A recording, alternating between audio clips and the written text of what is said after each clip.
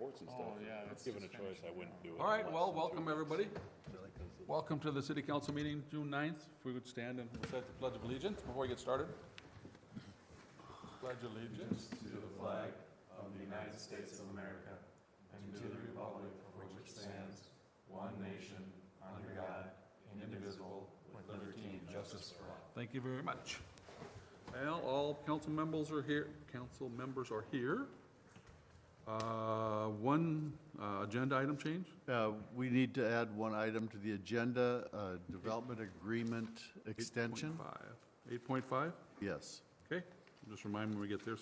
I wrote it, but you know how that goes. All right, motion to approve the agenda. So moved. Second. Got a first and second? All in favor? Aye. Any opposed? Agenda approved.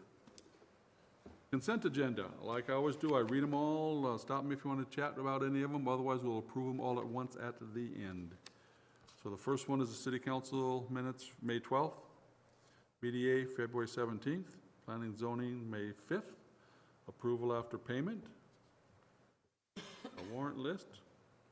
Byron Pickleball pay request 3, Winona Mechanical. Byron Fire Hall additional pay request. Byron Fire and Hall additional pay request 3, first one 2 and then 3. Public Works Maintenance Operator, new hire. And looks like the Fire Hall, their 1-day Good Neighbors Day liquor license. So any discussion on the agenda, the consent agenda items? I move approval of the consent agenda. Okay, Second. we got a first and second, all in favor? Aye. Any opposed? Consent agenda approved. Moving down to communication reports, petitions. We got the deputy. Hello. Come on up and tell us what's going on. Obviously, I'm not Jerry. He decided to take vacation. Good? So from what I understand, I'm just more or less supposed to go over last month, what happened. Jeff, yes, please. Had a total of 258 calls. When it comes to self-initiated stuff, 143 of them between community service, paper service, POR address verification, probation check, traffic enforcement, traffic stops was 143, which is about 55%, give or take. As for non-self-initiated stuff, highest is still our assists and medicals. Aside from that, since I'm the school cop, I'll give you a quick rundown of school stuff this last year. Awesome. As for from August of last year to last week, we had we had 63 calls at all the schools combined. In addition to that, we had 17 school bus stop arm violations last year. So that's what I got. Can I ask a question? Because I know the park, little kids, any update that you can tell us about that? So I know of one incident. I'm not sure if it's the one that you're thinking of. Valley View Park? Yep. So last week I got a call there. From what I can go into, I talked with the kids involved. What was reported was not what happened. So I ended up talking with the kids. I talked with some of the parents. I left messages for the others. And I have not heard anything back since then. Okay. All right. I think just the presence might help Yep. deter some of that. Yeah, and it's one of those deals where now that I'm on a summer schedule, Yeah. I'm out and about, I see kids out there, I'll stop, chat with them, say hi, that type of thing.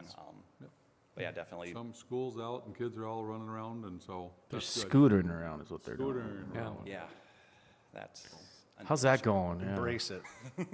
Embrace it? Embrace the scooters.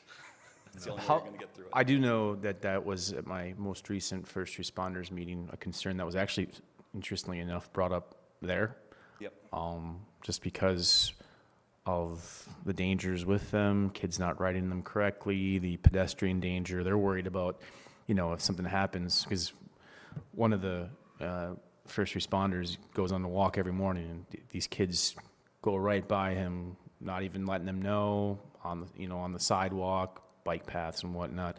And they're worried about people getting hurt. They don't want to go to a phone call with some kid getting injured, or worst of all, if they hit a pedestrian, now you've got, 2 people there worrying about. Yep. And I know you and I have talked about it in the past about getting something going in the fall. I'm still in that mindset. I know a couple of the first responders said they would come talk about the safety issues in terms of wearing a helmet, which is actually the law. 18 and under, or anyone under 18 needs to wear a helmet. Yep. And stuff like that. If we need to do some kind of assembly next fall, I know it's too late now for the summer, but Yeah, and it's, moving into next school year, I mean, if you want me to push that on my end, I would very much appreciate that. I'm Yeah. gonna try to push it during the summer too. Okay. And I know, talking with Al a little bit, sounds like, what was it, Edina? The city of Blaine has a Blaine. real intriguing municipal ordinance dealing with e-moto bikes, scooters, whatever. And they break it out into different categories, different age groups, and some are allowed on streets, some are not, but not all of them are allowed on sidewalks and trails. And there's a distinction there, and a lot of it is regulated by speed as well as age. So we had a brief conversation. It's my hope to have a draft ordinance for you at the next council meeting.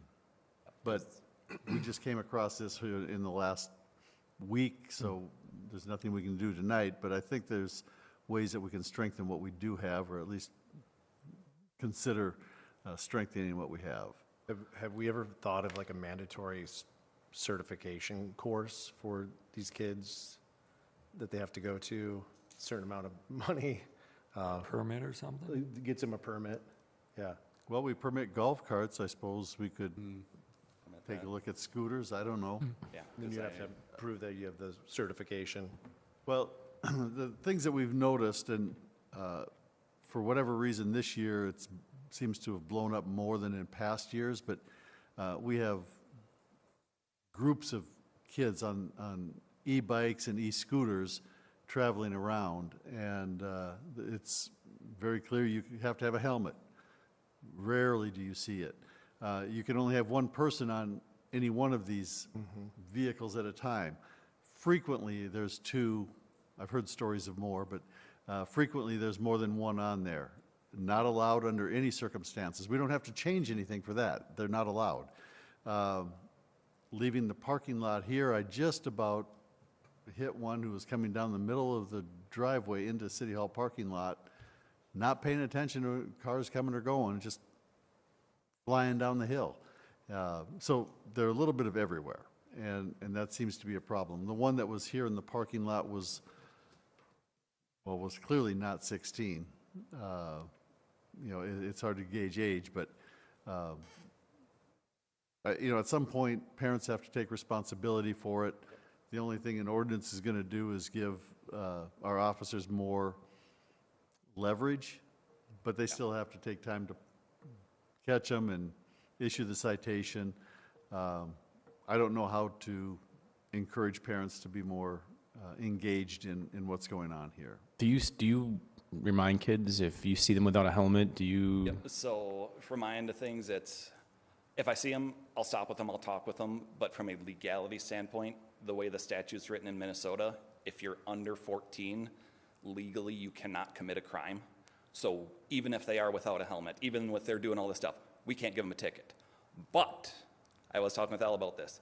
If there is a city ordinance, we still can issue ordinance violations on them. So that's kind of a workaround for that. That's good. They could still find their parents. I remember when I was, I was gonna say, I remember when I was 13 with my brand new mountain bike, blasting through stop signs like nobody's business on my 20-speed bike, and then all of a sudden I blew through the wrong stop sign, and a police officer with his lights on, I was scared straight. Yeah. But I'll admit, there's some kids where I could talk to them 20 times a day and they'd still do it. And Yeah. Okay. You know, what gets me though is we spent, for years, all this education on wearing a helmet when you bicycle even, and it just seems to, I think kids were doing better for that for a while, and now it's just like hop on this new thing that you don't have to pedal, and they don't even think about anything. I'm glad we're going to be talking about it. Yeah. All right, anything else? All right. Thank you. Thank you. Thank you. All right, 4.2. 4.2. Southern Minnesota. Yeah, Southern Smith. We got one stranger in the audience, so I'm assuming He's the speaker. We got one person we don't know, so. Yeah, that's me. That'd be you. I got some folders. Is it all right if I pass those around? Sure.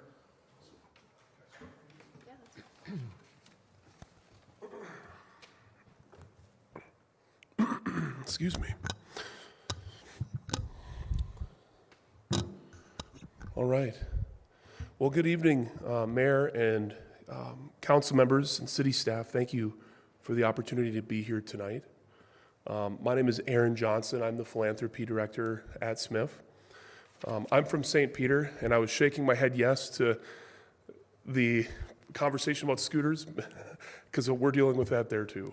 So I'm here on behalf of Southern Minnesota Initiative Foundation, and I just wanted to present an update on what we've been up to here in Byron specifically, but also in Olmsted County.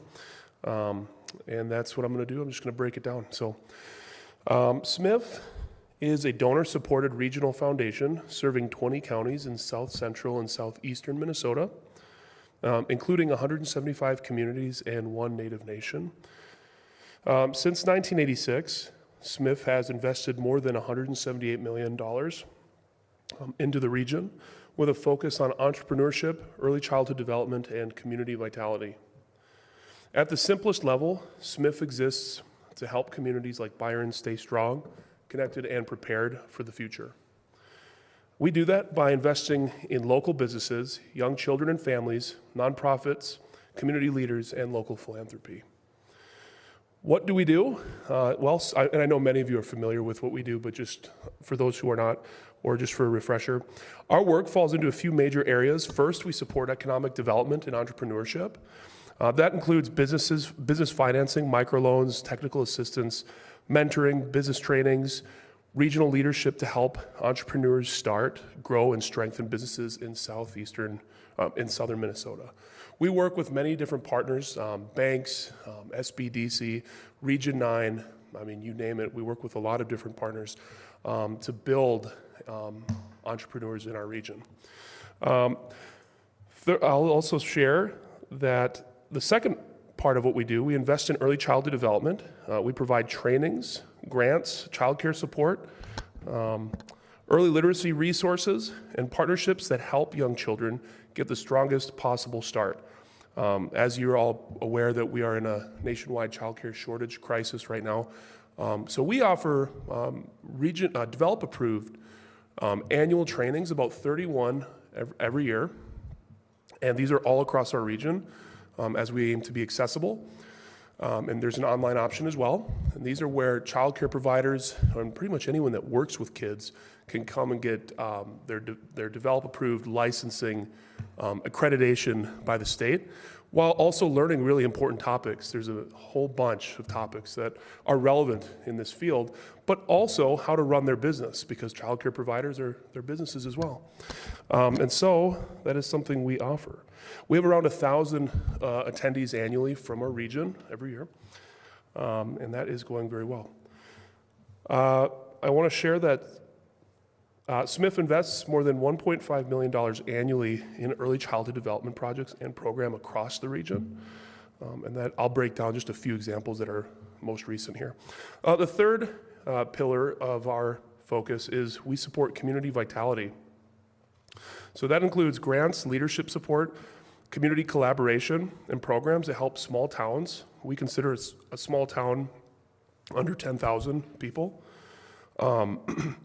Helps small towns solve challenges, build belonging, and strengthen quality of life. A lot of our grants in that area center around, of course, bringing capital into these smaller communities, but also fostering some sort of organic initiative on the ground that allows organizations in the community and individuals to come together and form a collaborative, welcoming, and belonging community. So it's a place where people want to live and stay and work. And a fourth, Smith helps build local philanthropy through community foundations. Now in Byron, that shows up through the Byron Community Foundation, which is organized as a fund of Smith. The foundation gives local residents, families, businesses, and organizations a way to support projects and needs that directly benefit the Byron community. We, I think, matched this year $35,000 in support for that foundation. Again, it's leveraging dollars back into the community. In this way, SMIF provides the behind the scenes. We take care of all the infrastructure, the tax, all the legal and tax stuff that is necessary to be the 501c3 host. And then that frees up the foundation board to focus on the important issues that are in the community. So the recent examples here, one of the most recent Byron-specific things we're doing, in 2026, the Early Literacy Grant Program was awarded, so 26,797 children's books, up to 75 organizations across our region, impacting 31,543 children. Of those recipients was Byron Early Childhood Family Education. That matters, of course, because early literacy is one of the clearest long-term investments a community can make. So getting books in the hands of young children and families supports school readiness, family engagement, and future educational access or success. Another example is Smith's $5,000 early care and education grant was awarded to the Byron Community Education, and that grant supported programming and resources to help staff, parents, and children manage emotions, build social skills, strengthen early childhood mental health support. The impact was practical and local. Parents received tools to better connect their children with their children, educators, and felt better equipped to support students with mental health and social emotional needs and so on. SMIF also supports the Byron Community Foundation and therefore the community of Byron, again in that $35,000 matching form. And it just strengthens the overall impact on the community. So in closing, and of course a lot of the information that I'm referencing is here in your packet on the county fact sheet. It just kind of gives you a snapshot of what we do. We're talking leverage dollars here. For every dollar that is contributed to SMIF, $12 are leveraged back in the community. And so, of course, we value your partnership over the years and the organizations that are here that we partner with and in the region that we partner with. We're so happy to do that. We wouldn't exist without our partners, and we love coming alongside our partners and supporting them in whatever they're doing that we can. So thank you. And we just ask that you would consider investing in SMIF. It's really an investment in your community as those dollars come back at a ratio of 12 to 1. And over time, that's in perpetuity. That's for a very, very long time. And those dollars come back. So that's really all I have. And thank you again. How many community foundations are there currently in? So the last that I 35. Okay. Yep, I think it's 35 now. So when Byron started, I believe there was 14. So it's double. Yeah, okay, and I didn't even know that. I'm about 2 years in, but do you know when did that start, do you know? We were around 2011. Okay, yeah, so I know it's been growing even rapidly since I got there. Not because of me, but just people, that's a conversation more and more communities are having, so. That's great. Yeah. Thank you. Thank you. Thank you. Thank you very much. Okay, Park Rec Department presentation. This is new. Hello, my name's Erica. I'm the new recreation coordinator intern. I've met most of you, if not all of you, at this point. I hope you've all had a chance to read through the memo I wrote. I'm kind of just going to do a little overview. So the mission of the City of Byron's Park and Recreation Department is to provide safe and accessible parks, trails, programming, and events where individuals of all ages and abilities can connect, play, and build a stronger sense of belonging. Parks and Recreation is physical resources such as parks, trails, nature preserves, sports facilities. And then there's organized services such as athletic leagues, community events, arts programs, and environmental education. Next, I want to explain the dissimilarities and differences between community education and Park and Rec. The biggest differences are the governing bodies and funding sources. There are some similarities between what we do and the people we serve, so I want to acknowledge that, but I did already meet with Jen at Community Ed here in Byron. And we're both committed to working alongside each other, not being in competition. We're going to meet quarterly. Yeah, and we'll have a really good relationship with them. Some of the things that Park and Recreation in Byron could offer is sports leagues, instructional clinics, music and visual arts, and wildlife education, along with supporting existing groups such as Good Neighbor Days or other activities. Some of the next steps for us are determining the role of the park board and within the Park and Recreation Department, creating necessary policies and procedures, along with other things. Yeah, and then I want to know from you guys, does the framework and expectations that I laid out here align with the strategic plan? And then do you have any questions for me? So, being as I've been involved, you know, with parks on and off for a while, and more in the P&Z side of it, I think though one of the struggles the Parks Board has had is, you know, trying to have regular meetings. And I think that if I don't want to say that we're relegating them, but I think if we have more of a professional staff that's able to devote resources to the park side of it on a regular basis, it's an advantage. And we just use the Park Board as a sounding board and an advisory kind of committee, which is really what it was intended to be if you look at how it was set up anyway. So I think that we have to figure out as a council where our comfort level is with that and staff, because I don't think a lot of decisions really should be going to them. They should be made more at a staff level. And that's one of the things that Eric and I have already touched base on, Stephen, is trying to really, you know, with the opportunities that she's laid out in front of you here, is we're going to have to take the time to define what the roles will be. We will be bringing something back, you know, saying here's our recommendation for how roles should be. And one of the smaller things that we talked about is if Erica decides to put together a 2-hour programming event, is that at a level where Park Board can just go ahead and, you know, it makes sense, it aligns, or is that something, you know, that needs to get a recommendation and carried over to the council? So those are the things that we're going to work on. But our biggest step right now was to let Erica run with what she sees as the vision of our Park and Rec, and laid out the foundation of that through this memo. And her question, like she asked, is this aligning with what the council's vision for recreation enhancement came about in our strategic plan? So I would definitely like to see, you know, attempts to have more organized leagues and stuff, because I think that's what we've been asked for, and it's just always been a matter. But like I said, I think that I would like more decisions to be made at the staff level, and the Park Board used more as an advisory thing, not a decision-making body. When's the latest survey we've done on the needs? Did it fall into anything we've done recently? I wrote one today. It's going to go out on, Okay. what did we say? I think that's a good Thursday? start. Yeah. That was like 2 years ago. Yeah. Yeah. The most recent one I saw was a pool survey a couple years ago. Okay. I think that's a good Yeah. start.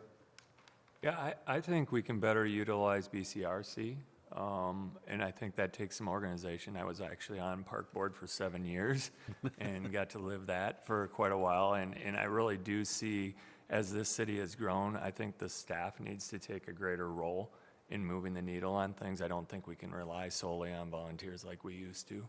So I think I like your vision, I like what you're thinking about, and I'm glad to hear about the survey right away. Yeah.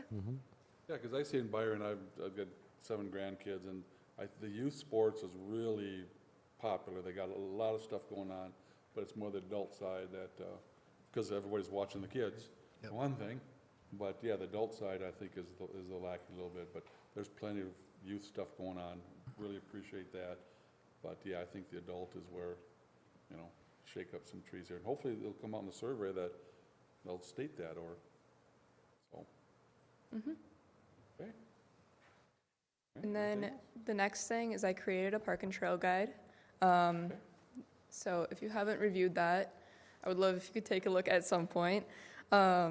Basically, I went out to all the parks, took new photos, took an inventory of what's there. Is there power? Is there not? What types of bathrooms are there? All those types of things that people will call us and ask about. So the plan with this is to put it on the website. We'll have printed copies here. And I talked to Greta. We're going to put it in the new resident packets. Awesome. So I think this is a really good, but I would make one suggestion, which is a lot more work for you. Yeah. On the trail map, it would be nice if you kind of divided those sections up and put mileage. Or you could really confuse everybody and put kilometers. Yes, do the KM. That's a good, there you go. that's a Do good suggestion KM we and can look just into, yeah. confuse everybody, you know? Oh, my God. I mean, you do have a scale there, but, and if you know, and depending on what, I don't even know what we have for GIS access here, but if you need any help with it, let me know, because So you I can want pull all this up. miles on the colored, Yeah, so if you did the Paths. purple is this, you know, you could show it the red, you know, so people could add up their loops and go, those people that like to, you know can't how take a often piece you of want. If you, on the if you look at, scale. if you look at your screen right now and you see the legend I see the legend. and it has the mileage around it for each. Oh, there it Does it?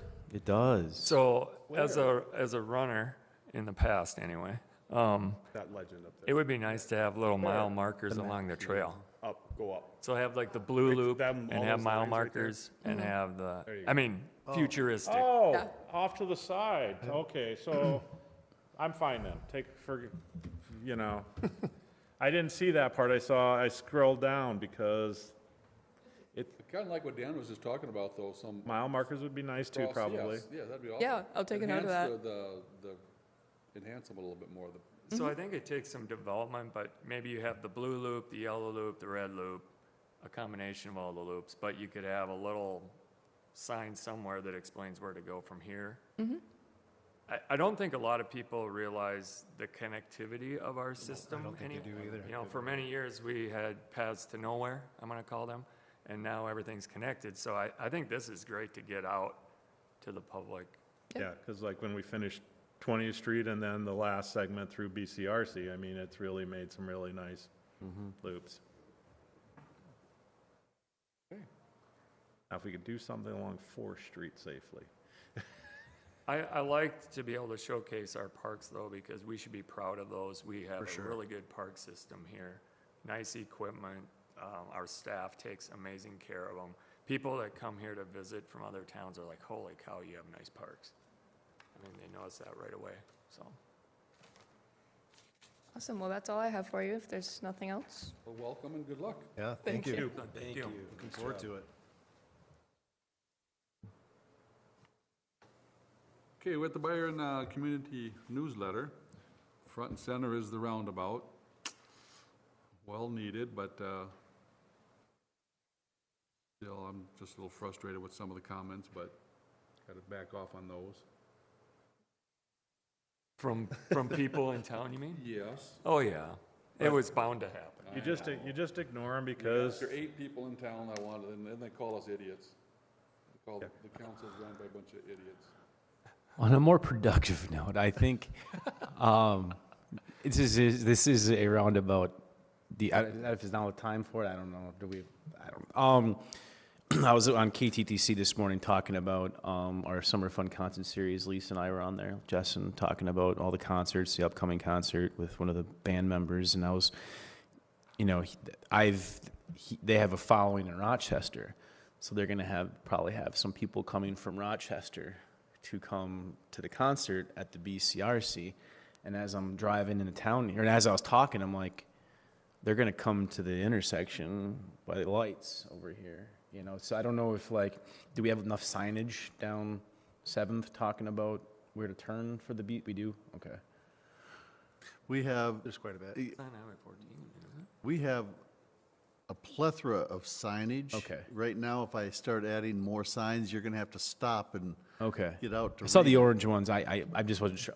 I know where everything is. I have not, it was just a thought I had today. I've not taken a close enough look. We have BCRC signs On 14, out right? on Okay, 14 there. All right. We do, right? 14, No, we but can't out put them on, on 14. We have them up at the Park and Ride. Park, We have okay. one out at the end of 4th Street and County Road 3.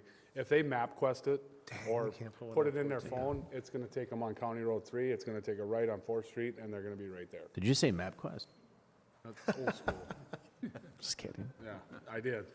Print that Typical out. map. Yeah, print it out. Print it out. Seventh Street also has a Okay. BCRC banner. saw the- We have more signage up here Okay. on Seventh Street on 12th and on, Yep. what's the second one there? I haven't taken a close Anyway, enough there- look. I want to make sure, yeah, we do, but we do. We have- We're set. Okay. There's We have a 9 lot. concert series banners out there. 9. Oh, that's good. Good. Yeah, because it's amazing, all the stuff out there, and people still say, I don't know nothing about it. Seriously. That's just, And you know what? If we still had a paper, they'd still say that because, I mean, it doesn't. True. I mean, you send out letters to individuals and they still say, I didn't know about stuff, you know, it's, you know. well, the Good Neighbors Day and the city has teamed up on a flyer to the residents, all 3,500? 2,500, but I don't. Whatever the number is, but it's a Households, direct you mean? flyer. To the Uh, wha- households? Yeah, to the households. There'll be That's good. one side will be Good Neighbors Day, and the other side will be the concert series. And then they can't say they don't receive it.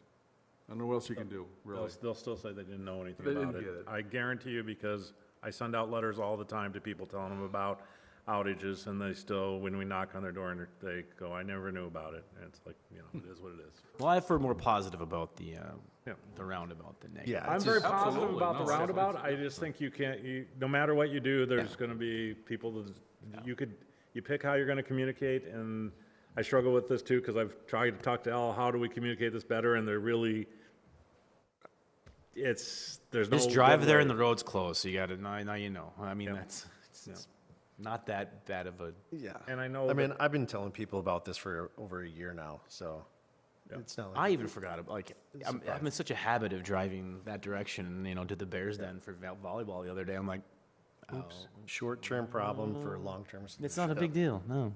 Hey, but on a good note, the newsletter, I got more comments. I told you last month that everybody liked it. Now my neighbor came across and says, do we pay a lot of money for that newsletter? And I said, no. And you should have said, He yes, we said, do. he said, we should. Finally, somebody wants to spend money. So I'll give you his house number later. We can add that on. And again, along with the parks, you gotta be really proud, because the pickleball's coming along nicely. That looks nice. Yeah. But even last year with the basketball, I mean, we're enhancing our parks pretty nicely, so. that's It's pretty- amazing how many kids are out there at the basketball when you go by. Yes. I know that's causing some other issues, but it's, the park's getting used, which, They are. you know, Gotta have the kids out there doing stuff instead of Right. sitting in the room or on the tablet, so great to see. Yep. A lot of activity. And now with the adults or the pickleball out to the soccer fields is gonna be another enhancement to Byron, so keep going. We're doing a great job. Okay, public hearing. We have no public hearing today. We're hitting the resolutions now. Resolution 2026-16, accepting donations to the fire department. Make a motion to approve Resolution 2026-16, accept the donation to the fire department. Second. Okay, we got a first and second. Any other discussion on there? Any public discussion? Any council discussion? Okay, all in favor? Aye. Any opposed? Resolution 2026 approved, 16 approved. Moving down to 2026-17, approving the election judges. This seems standard, right? yep. We have to do it because training starts next week. Okay, motion on that one? Motion to approve Resolution 2026-17, approve the election judges for the 2026 election cycle. Seconded. Had a first and second. Any public comments? Any council comments? All in favor? Aye. Any opposed? Motion 2026-17 approved. Moving down to the next one, 2026-18 approved ordinance, 2026-01, Chapter 152, District Use Establishment. This is a public hearing that was held at the P and Z meeting last week to consider adding cannabis retail to our cannabis ordinance specifically. It is a permitted standard, or permitted with standards in the industrial zone for cannabis specifically. That was not currently, it's not currently in the planning code. This is resulting from an individual who is interested in our industrial lot to do a micro business, which is a combination of growing and selling. It makes sense for him to have it all in one place as to having two different locations, which really doesn't add up. So as part of our effort to work with him. This was a recommendation that was brought forward, and the zoning commission unanimously recommended approval of adding the permitted with standards to that section of the code. The question that was brought up was, why is it permitted with standard versus an interim use permit or some of the other classifications? They also asked about why just cannabis. It is specific to the cannabis industry. We have a section in our code specific to cannabis. We also have better places for commercial retail than what that would be long-term. So we are specific to cannabis. That was intentional. The interim use versus the permitted with standards, it kind of gives us the same leverage from a city standpoint, so there's not a real big difference there, but that would be consistent with the other classifications for cannabis use. They're permitted with standards in the other areas of our zoning code. So it's consistent. Okay. I move approval of Resolution 2026-18, approval of ordinance 2026-01, Chapter 152, district use established. Second. Okay, we got a first and second. Any public comments on this? Any other comments? I have a comment and then a point of order. I believe the ordinances would be separate motions. Am I correct? I don't believe you're allowed to pass two ordinances with one motion. It is one resolution covering both Both, ordinances. okay. You would be correct if it was an ordinance adoption, but because it's by It's a resolution. resolution of the, okay. Yep, thank you. Okay, did we have a second? Okay, any public comments on this? Any other council comments? Okay, all in favor? Aye. Aye. Any opposed? None opposed, resolution carried. All right, we are moving down to the pool. No unfinished business. We're in the new business area, so pool renovation update. Whoever. That's it, huh? So, as you guys maybe are aware of, they did start the removal process of the existing surface of the pool. They've got majority of it all done, just a little bit left in the deep end. They're coming across a few cracks and some corners that are kind of beat up a little bit. Nothing unusual on that end. But where they're having the issue is the tile line underneath the coping. So that tile is kind of a retrofit tile, the brick, I should say. And there's a bond beam that had to be put in underneath that, but that allows this water to get in there and cause this cracking underneath there. So they provided, we did a conference call with the pool contractor, and basically we have a couple options. In order to fix the cracks that are running horizontal or parallel with the top of the pool along that coping, like right in that picture, they would have to remove that brick coping right there, patch that, but they are not in the brick coping business, so we would have to find our own people to put them back on there. Now, the crack itself is nothing crazy, out of line, anything like that, but you can see that bond beam right underneath there where that tile sits on there. You can see that little strip along the top right underneath the coping. The recommendation from the contractor is to remove all that brick coping and take it and pour a cast-in-place concrete coping that would go over that edge, seal that all in, and make it one uniform piece. There's approximately just under 400 feet of that on that. He gave us some ballpark pricing for things like that. The overall integrity of the pool itself, he said, is in really, really good shape. He made a comment about they just did a pool that was worse than this, that was only 10 years old. Moving to the whole poured and cast in place concrete coping, I asked him the question of, do you see any reason why we would not be able to get at least 7 to 10 years out of this? And he said, absolutely not. You know, for what the integrity of the whole pool is, he didn't think there was any reason why we needed to do that. I did bring this to the Public Works Committee here prior to the meeting, so I'll let you guys chime in with anything that you want. So I think that there's a couple things here. One is, it's a pretty minor thing, but they haven't done the deep wall yet, but, you know, but that theoretically should be some of the better shaped stuff, because part of that would have had water sitting in it all the time, so, just naturally, so we don't expect them to find anything really bad there. Some of the stuff that looks bad in the corners, I know from experience and some other stuff, not in a pool, but it's amazing what grout and pinning does nowadays as far as returning structural strength and stuff. So, I mean, I can see where he's saying that, you know, that's not as bad as it looks. I know that there's been other issues in the past with that coping that we have there. It's slippery too. It pops all the time, and there's cuts from having a son that has worked as a lifeguard at the pool.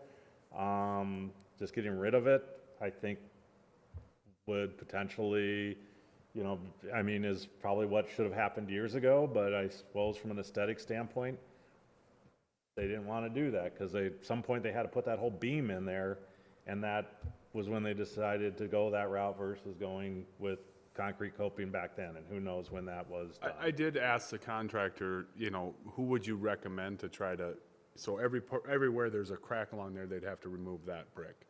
Who would you recommend to put that back? He goes, honestly, I don't even know anybody that does it. He goes, I've seen it before. He said, I think you're probably looking at some sort of a handyman doing it, you know, maybe like a bricklayer or, you know, a block guy or something to that effect. He gave me a ballpark figure. He hasn't had he had a chance to run it past his estimators, but he's very comfortable. So the cracking and the corners, we would have to do. That would come in at about $10,000 to fix those cracks and fix those corners. They'd either rebar them, they'll chip everything out that's loose, get back to solid concrete, dowel it or tap con it, and then grout it back in. To take off the coping and pour the new coping would be, his ballpark, he said, I don't see any reason why it would go over $60,000. So to redo that whole top ledge, fix all the cracks, I don't want to say do it right, but do it to preserve our longevity of them tile lines and the fill line, would be, you know, says no reason why it's going to be anywhere over 70,000. So do they pull the blue tile and the coping? All that would come The off? blue, so the blue is supposed to come off, Okay. but when they take it off, there's That's that where they're bond finding beam the back cracks, man. there. Okay. That was put in because of that coping, but we're So now that's you. already being replaced? Yep, the tile was all scheduled to be replaced, yes. So how are we sitting budget-wise? Right now, because of what we had set originally as our budget based off of a quote we had received, but knowing that we had to go to public bid, we're over our allotted on our base bid. So we would be an additional 70, we'd be about 170 over what we originally anticipated from last year, not prior to the bid. So what was But- original, how many thousands? I set aside 300,000 for it based So we're on at a, 470 right now. no, we'd be at Well, it'd be at 400. 400. So, you know, you ask about financially, it would have to come out of the CIP reserve. We're okay there. We have the money to do it, but it is over the budget, line item budget for this project. And he thinks we can get 7 years out of it. He sees no reason why we The wouldn't. rest of the facility in good shape for 7 years too? Yeah, as far as like the Pumps and all bathhouse. that stuff? Yeah, well, I mean, we just put in new sand filters here about 3 or 4 years ago.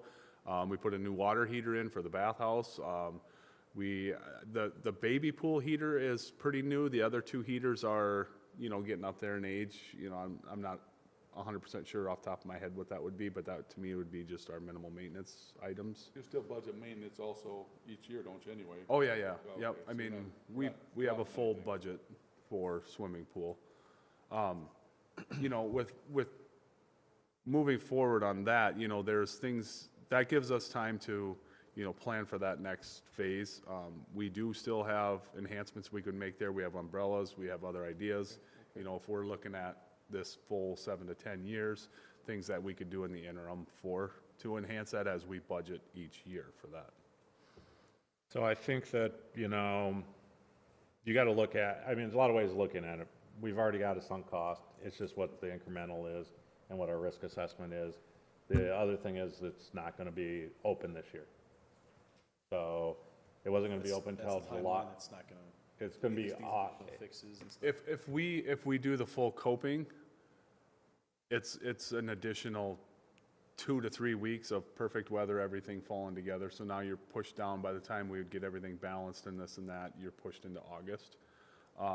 To fix the cracks, his crew would have, he said, 3 to 5 days to do that. But then I still have to have somebody come back and figure out how we're going to put all that brick back on. So, you're still looking at that, additional 2 to 4 weeks somewhere in there. Are we saving operational costs we had budgeted? Because we wouldn't have any? Yeah, it's got its own budget. Right. So it's not But lumped in with the So parks. we put 80,000 a year into it. I guess my thing is, if it's 7 years, 80,000, that's 560,000. We'd still be dumping 60,000 a year in. We keep doing these patches to keep it going, I understand. Yep. And it's always 50, 60,000 or more. So I'm just saying, if it's 400,000, you divide that over 6 or 7 years, it's about the same we've been dumping into it every couple of years anyway. and the other way of looking at it, I think, is if we do get the extra, if we do get the other extra, that allows us more time to find the land. And I brought this up too, the $9 million that got voted down last year, not last year, several years ago, is probably going to pay for a very similar pool to this today. Yeah. Because, that's what happens, and when Casson built it was a $5 million pool. That pool now is probably $12 million. And that's assuming you got the land and everything else. So it's just part of the whole game. So, I know it's a lot, it's extra money. But I think if you're already spending this much and you look at this and you do it right, and we actually can get, let's say we even get 5 more years out of it. I think that's 5 more years of growth in the community. It's 5 more years of it being there. It's 5 more years for us to try to hopefully find a better location for the next one. Yeah, and personally, I have a challenge because I don't use it, I'll be honest, because I have Summerby Pool as a member out there. But I talk to a lot of my neighbors up the street that do use it, and it's something that the kids look forward to every year. And so it is something, it's an amenity that we're providing. None of our parks are free. No, they all cost money. They all cost us money. This is just a little bigger outlay than some. So I guess I'm in favor of moving forward. Yeah, I echo everything that Steve said. My biggest thing was, I think we're still reaching our goal if we wanted to extend it 5 to 10 more years to look for land. And if we're saving operational money this year to, put into it now, and it might cost more if we just do the cracks and we don't do that top part or whatever, it's gonna be more expensive anyway. It's going to die quicker, too. Yeah. So I'm for it too. So we would ask for a motion to direct staff to proceed with the development of a change order for this project. We'll bring back a formal change order to the next council meeting that will have everything all spelled out, but Well, the work's going to be done by then, so I think that's part of the thing is we are authorizing staff to develop and move forward with a change order with the council approving the unknown amount of funds within our budgetary constraints. Well, actually outside of our budgetary constraints because we're out of that, so. correct.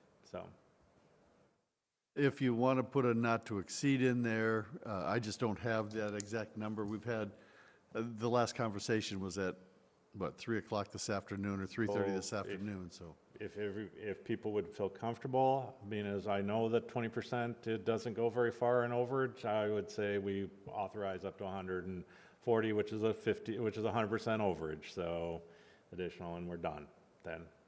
Because I'm sure they're gonna find something else little with that back wall. It's just what it is. Is that a motion? I make a motion to direct staff to move forward with a change order up to $150,000. Second. Okay, we got a first and second. Any public comments? Any other council comments? Okay, all in favor? Aye. Aye. Any opposed? Direction given. Thank you very much. Yep. That'll keep us moving. Okay. Next one, 8.3, autistic child areas sign. Oh, we're at Uh, 8.2. 8.2. BSNA. Oh, BS, yeah, BS&A software. Turned the page too soon. We are in the process of looking at converting our BSNA financial software suite from server-based to cloud-based. We are being gently nudged in this direction. If we wait another year, we won't really have a choice. So this is coming. We're going to have to go down this road at some point. We are looking at it currently because it opens up some opportunities for us that we currently don't have, including how we deal with our online payments currently. And we're trying to not only improve that process, but save some money with it. But in order to do that, we need to start this conversion process to the cloud system with BSNA. The total cost is $46,000 and change. I thought that was a very large number. I checked with some other software companies, and we're doing okay. We haven't had BSNA that long, so it seems like a big number to stay with the same company, but it's literally a whole new software system. Most of the other systems that are out there are going to be, for our size community, in the 80 to 100,000 or more, with annual fees of between 40 and 50,000. The annual fee here is less than half of that for the ongoing fee. So staff is recommending that we stay with BSNA software, convert it to the cloud system. What we're doing by approving this today is putting us in the queue. That transition will not take place for several months yet because they're moving everybody into the cloud. So we're just getting into the queue to be converted later this year. I move approval of the contract for cloud conversion of the BSNA. Second. Okay, we got a first and second. I just have one question. No problem. So there's some cost associated to like per day hotel, car rental, day meals. Is that just for one individual or would it be multiple? Depending on how many people that they need to come in and do the conversion and the training on site, they're building that into the cost. Okay. And I don't That know, looks like a per person to me. It does to me as well. So, That's yeah, what I'm it's saying. $12.25 per I'm- day, so I that's, might want in the statement of work to just say up to 2 people. or whatever you're doing. Because sometimes companies can get a little aggressive on that. 6 people show up. I'm going through one of these right now, Yep. and they wanted 6 people. really. Yeah, so just something to note. Okay, that's my only comment. First and Thank you, I second. appreciate that. Okay, we had a first and second. We had any public comment? We had some council comments. Any other council comments? All in favor? Aye. Any opposed? Motion approved for the BSA conversion proposal. All right, now we go to A3, autistic child area sign. Installation request. We did have this conversation at Public Works as well. We have a request for an autistic child sign. Tom did a fair amount of research into this, and we have determined that this is not recommended by the MUTCD because it creates a false sense of safety and security. From that standpoint, it's actually not recommended. However, this becomes a council decision because we can, if we choose to, authorize it as a community. We just didn't feel like that was a staff-level decision.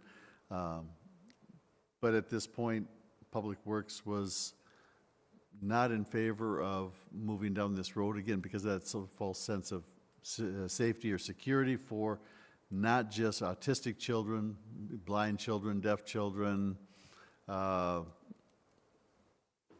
wild children like mine. I don't, you know, but where do the signs start and stop? How do we know when they go up? How long are they up? If the people move out of the neighborhood, how do you track that so the sign comes down when it's no longer relevant? So going through the whole thing, we think that there are better ways to address it than through these signs. How have we done this in the past? I know we've had signs, like deaf child area signs in town. Yeah, we had one, I don't, a former superintendent of our district had a deaf child, and it was up near his neighborhood. I won't speak for Byron, I'll speak for past communities where I've worked. Yeah. They just went up. Not saying it was the right thing to do. Yeah. But some communities will just put them in place. Okay. I think Councilman Cook had an example from Rochester. So Rochester has a fee for the city ordinance, and the traffic engineers and their public works and everybody else basically said it does, their opinion is it is counterproductive and it doesn't provide real safety. And when they started the program, it was sold as an awareness campaign. Oh. So I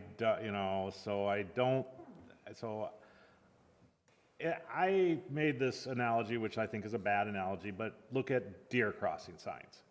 The state of Minnesota has stopped putting deer crossing signs up in new areas, and they did several years ago because the entire state is a deer crossing area and they do no good. I mean, and It's not a if you- bad, that's not a bad comparison. And then the other thing is, how do you make this sign that it's not enforceable? It's purely an informational sign. So there's nothing, you can't pull somebody over for doing something that is perfectly legal on the street there. And I personally don't think people pay attention to our traffic signs as already are there, let alone you put additional signs up there. And I do sympathize for the person because I had an autistic brother who's passed away and severely autistic, and I understand that if they're severely autistic, the chances of them darting out, you not knowing they're gone, you know, even into early adulthood or full adulthood, there's always that risk. But there's that risk with, heck, we have kids that we're talking about doing stupid things on scooters. Are we going to have scooter signs all over? Right. I mean, I sympathize with them, Justin, but I don't think it does. Oh, yeah, anything I'm for not, us. yeah, I'm not for it. I was just curious what we've done in the past with Oh, I think they signs. just showed up, and I think They like I just showed said, up but and- I asked. It might even still be up. I don't even know. I'm not Yeah. sure. And it might still be up because, Not that I've noticed it because it doesn't stand out. Like, where does it stop? If you put one sign up for this, one sign up for that, then you're oversaturated in signs anyway. And like you said, you know, just follow the ones that are up there right now. yeah. People should be driving safe anyway. Looking Yeah. out for all kids, whether they are autistic or not. That's the thing. I'm assuming we're talking about children here, most likely. You should be looking out for any kids, regardless of whether they're autistic, deaf, blind, or anything else, or if they're at play. I mean, children should be at play everywhere in town. You know? Yep. So And always they be run- looking out for them. Yep, and they run into streets all the time, and hopefully you have aware drivers that are, I mean, and I think that that's a problem we have, is people aren't as aware as drivers, and you don't know, you ignore the kids that are out there playing right on the edges, and then all of a sudden they're in front of you, and, and it's happened to me that I've had to brake really hard. Just like I've had to brake really hard for scooters. That's why we have speed limits. I mean, We already have Yeah. speed limits, yeah. yeah.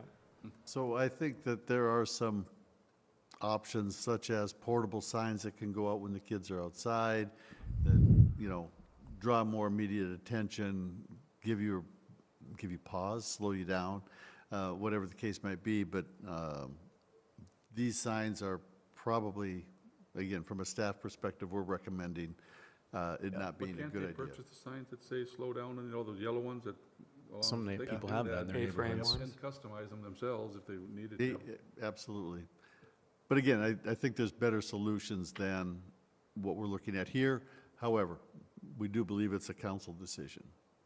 Okay, should we go through the motion? We would ask for a motion to. Ask for a motion. Motion to deny. Or You do don't we- even, if nobody makes a motion, It dies. dies. It That's dies. true. We usually don't do negative motions, but we could, so. But being as I think they've asked, I will do a negative motion. I will do a motion that we deny the request. I'll second the denial of the request. Okay, we got a first and a second. Any public comments on this? Any other council comments? All in favor? Aye. Aye. Any opposed? Approved to deny. All right, delinquent utilities, I think there's 5 on there. We Oh, have sorry. one Oh, yeah, we addition. had 8.5, that's right, we added 8.5. We Oh, have no, we a, have to wait for first Well, delinquent yeah. We utilities. still have to do the oh, I'm utilities. sorry, you're right. And I'll move approval of delinquent utilities so we can get to 8.5. And I'll second it. Okay, we got a first and second. Any public comments on this? Any other council comments on this? All in favor? Aye. Aye. Opposed? All right, now let's get to There 8.5. we go. My apologies, I'm accustomed to delinquent utilities being last. We do have a development agreement with Mr. Caston on his Fourth Street project. In that development agreement, there is a garage that is required to be removed from the property by June 30th. His desire is to renovate it or sell it and have a house put on that lot, or have it converted to housing, I guess would be more appropriate. That won't happen by June 30th, and so that we are not in default of the development agreement, I would ask for the council to authorize an extension to the next council meeting in July so that we can bring forward a formal amendment to the development agreement as it pertains to this garage. It's more complicated than that, and I think the best thing that we can do right now is extend this development agreement formally so that nobody's in default, and just move it out to the next council meeting. I move that we extend the development agreement requirement for the garage being removed until the July council meeting. Second. Okay, got a first and second. Question. Yes. So has Mr. Casson fulfilled the rest of his agreement? We're getting closer. Okay. Part of the issue is there's a smaller garage that was going to be moved on the adjacent unit. He has opted not to move that, but to reconfigure the units so that that becomes part of the existing unit that has a house on it. So by Okay. moving those unit lines, doing some readjusting, that one is in compliance. There is another garage on the very west end, Unit 1, that he did remove the lean-to. It just requires a primary structure on there, a residence, and he is marketing that Okay. to have a house put on it. And that one actually in the development agreement gives him until December 31st of this year. So it is truly this one building that will fall Okay. out of compliance in June. That's why I asked, because I Yes. knew there was some other things going on there. And I know it's a zoning ordinance, but what's the deal? It's a shed, he's trying to get rid of it, trying to do something with it. But our Now zoning, we're gonna make him tear it down. If he can't move it or sell it by then, he's gonna tear it down. He has to. that is what he had agreed to when he did the development agreement originally and in the last amendment. I understand that, but again, things change and the market may be softened a little bit and he can't get rid of the lots that he's got there. But We're I trying think to help that's why we're doing this motion, though. 1 is month. to- Yeah. Okay. then Well, reassess no, it. they're going to bring, Well, Amend I'm it asking back. to extend it, in essence, 2 weeks so that we can bring a formal amendment back. But whether, it doesn't matter who it is. If somebody walks in and wants to build on a vacant piece of land and they want to build a garage or a shop, they are not allowed to. That is not the primary residence or the primary structure. And in this case, when that was annexed in, this was explained, I mean, this has been laid out very clearly. You cannot have a non-residential building as your primary structure on a residential lot, because you end up with a lot of lots with shops. Yeah, shops. I mean, and that is it is a real issue, it is a real problem, so this is not something that's imaginary. It is in a residential neighborhood, and it's zoned residential. The zoning code is there to protect the residential character of that neighborhood. But in the amendment that you would bring back, is that going to give him additional time? That will be your decision, but I am assuming that that's what they're asking for at this point. Okay.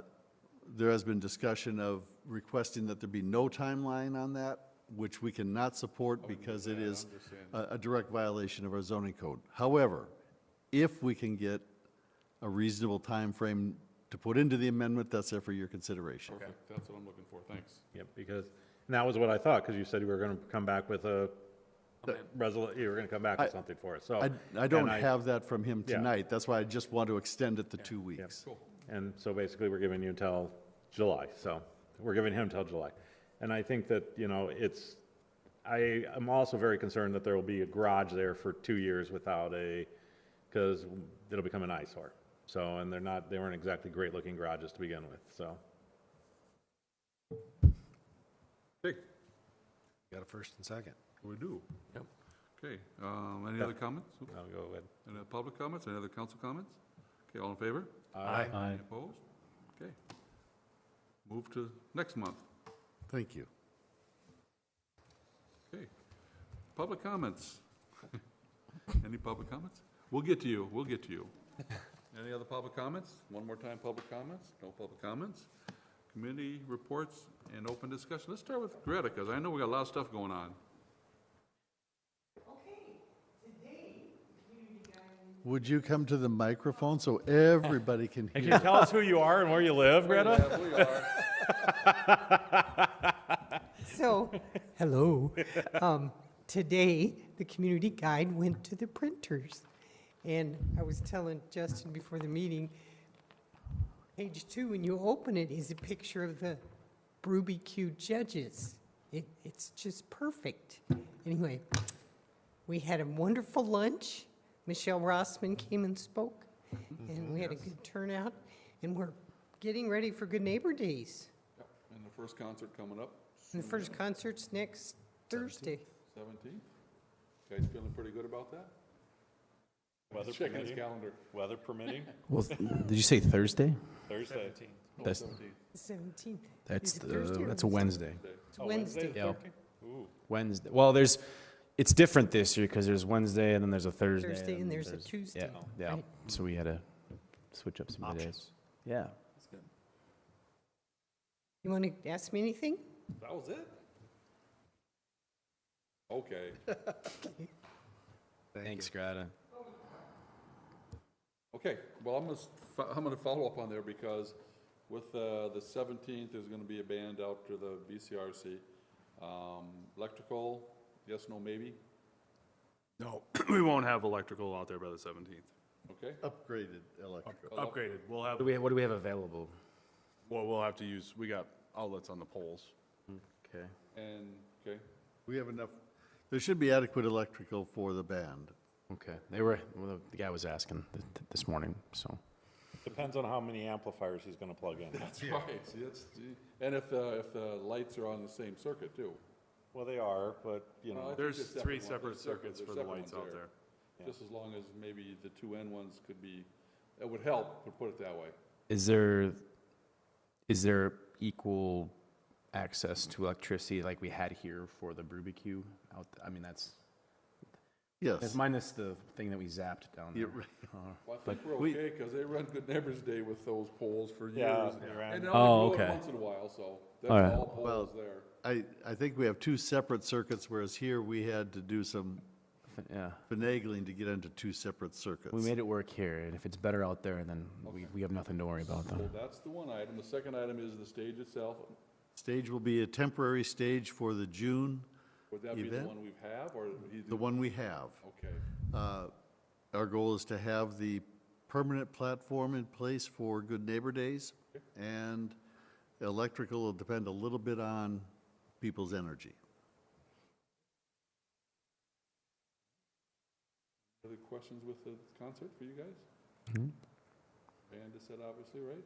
Oh, and Yeah, it's an 80s cover band. Atari, they're called. You can find them on YouTube. They sound pretty good, actually, so. a lot of activity going on there because we're gonna have Les Measures Bloom there again, based on the weather. A little hopeful calm day, that's fun. But I'm sure, was there any activities, Tom, do you know at all? They send their schedules out Friday before, the week before, but I've notified them all about the dates. Okay, so there would not be any activities going on there where, if they do, it's not gonna be, It won't take away from it. I will not. Okay, all right, well, we're rolling with that, thank you. The heck did I? Yeah, okay, over.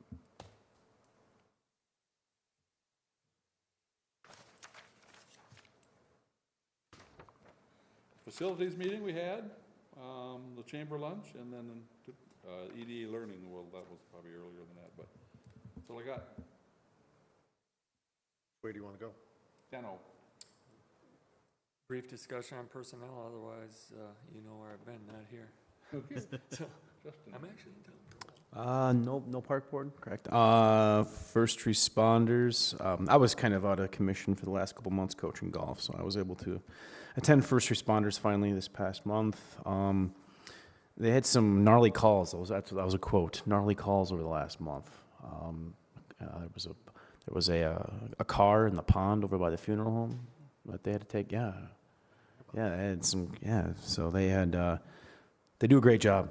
And, what's that? No. What else? They are going to add another first responder. Our old friend Matt Brecky is going to join them. So he'll offer them some daytime availability as long as they mentioned that the city would be okay with them leaving and going to any kind of emergency calls. So they're very appreciative of that, and they're looking forward to Matt joining them there. So Diversity Council, we got our next meeting tomorrow. Kind of just kicking into gear all of our planning for our second annual Brewbarbecue, which will be on September 12th. So we got kind of still working on, I did talk to the guy, the guitarist today, about joining us on September 12th, and told him about our kind of our fundraising and what that whole cause will be with animal adoption in connection with Paws and Claws. That's going to be kind of our charitable effort. For a couple of reasons. We were not profitable last year for the pickleball committee for a couple of reasons. And so choosing animal adoption and working with Paws and Claws, even if we make $500, that's going to mean something to them. But most of all, bring more awareness to pets and animal adoption. So we have another meeting tomorrow night to get that rocking and rolling. The Summer Fun Concert Series has been part of that. So Lisa Jessen's a rock star. She does amazing work with that, and she's kind of our techie person with all of her flyers, so she does an awesome job there. So,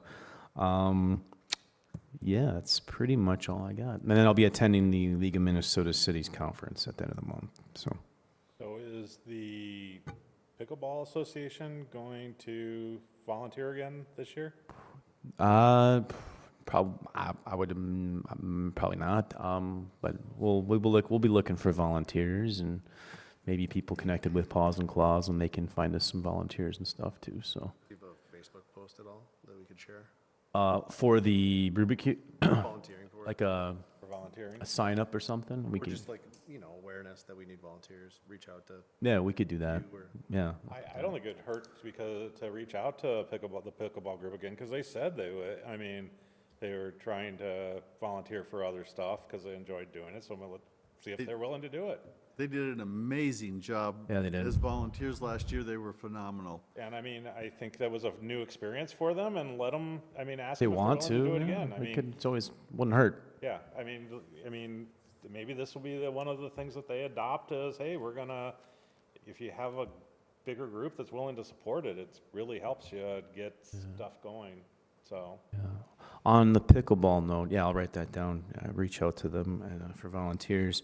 I had a few guys from Chip Shots reach out to me, Ryan Utterback, a couple others, Johnny Mango, reach out to me to see if I have any contacts with the pickleball community, because they've ended their pickleball, but they still want to be involved in the pickleball community and whatever else. So I got them in touch with Todd Kiefer.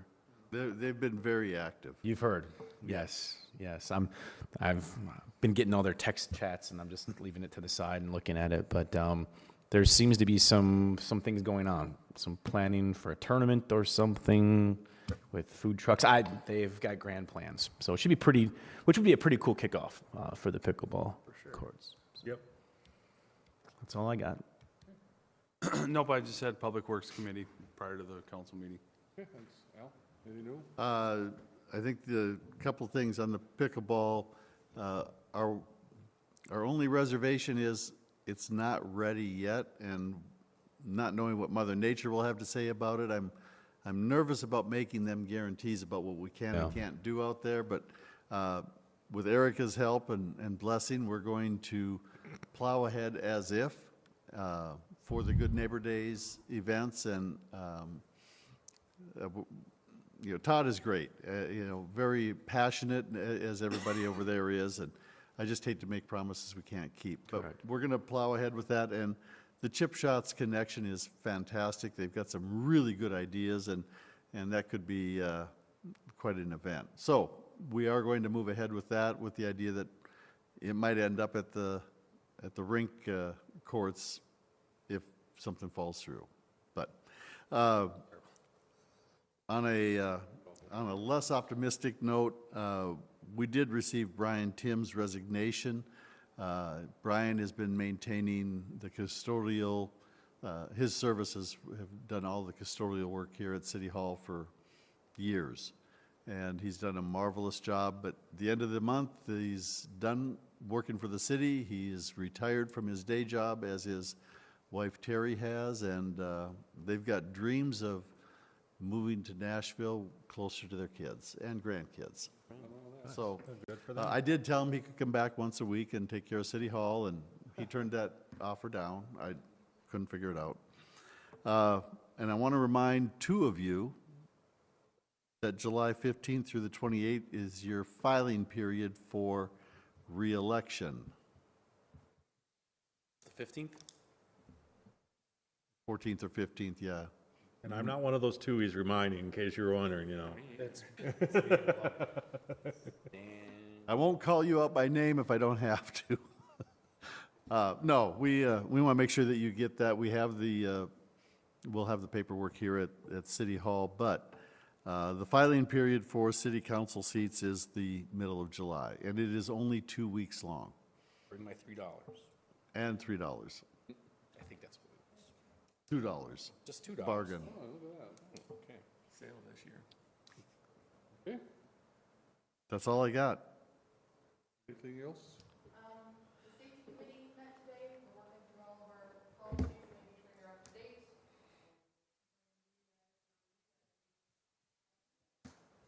Okay, thank you. Eric, anything new? I don't have anything. So we talked about P and Z. The only other thing that really guys discussed is the second meeting in a row. We've been kind of talking about data centers, and which is a hot topic in the area. And I think we are probably going to look at some smart, proactive ordinances. I don't think we're going down the road of trying to prevent them or anything. It's just making sure that they're treated fairly and they're not going into certain areas, if they're going to be loud. But, we also discussed the fact that there's a lot of data centers that people don't even know are there, because a lot of businesses have data centers. There's multiple data centers already operational in Rochester. There's ones in other communities. They're smaller. Everybody's, I think, is focusing on those giga scale ones, but, and personally, I think, south of Highway 14 would be a nice place for like a couple 100,000 square foot one, with, just from a tax revenue standpoint, but, whatever. Million square feet, so, but yeah, so that's about it. There is an upcoming meeting, though. Thursday, we have our Data Center Research Project convening in Lewiston Yep. from 11 to 4:30. That's this Thursday?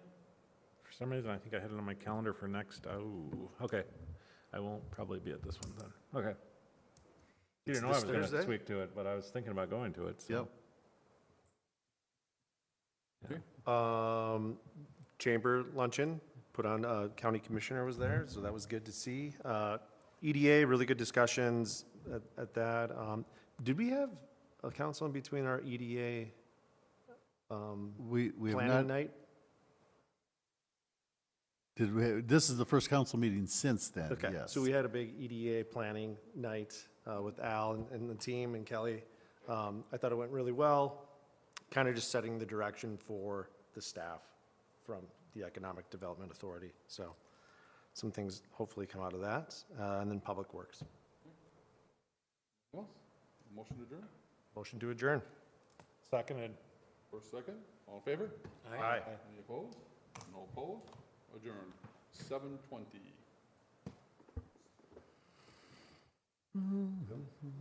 Real. Drag that sucker out. Drive all